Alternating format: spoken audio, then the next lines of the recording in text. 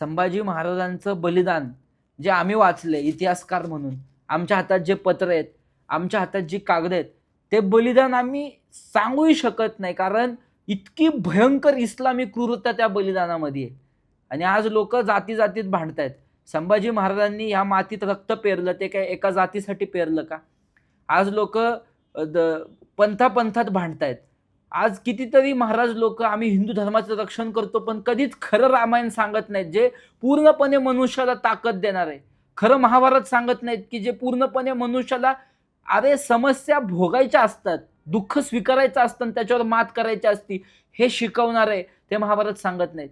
आज कितीतरी वक्ते फक्त पाठ करून इतिहास सांगतात.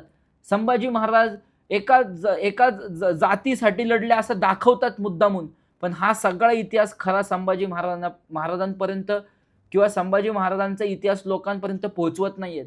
इतकी क्रूरता आहे त्या संभाजी महाराजांच्या मारताना त्या औरंगजेबाने प्रकट केलेली, इतकी क्रूरता आहे, जबरदस्त क्रूरता त्या बलिदानामध्ये आहे.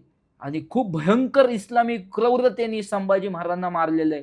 ते सगळं डॉक्युमेंटेशन आज सुद्धा उपलब्ध आहे. शरिया नावाच्या कायद्याने संभाजी महाराजांना मारलेलं आहे. पण औरंगजेब मनमौजी होता.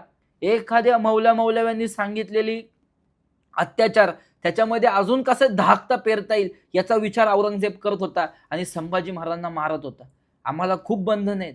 एक एक पत्र दाखवलं त्या काळातलं, ते वाचलं, त्याचं अध्ययन केलं तर लक्षात येईल की संभाजी महाराजांना कसं मारलेलं आहे. अहो, हाडाला चिटकलेलं मांस सुद्धा त्या सांगशीत, गरम सांगशीत पकडून ओढतायत, म्हणजे त्या शरीराला काय वेदना झाल्या असतील.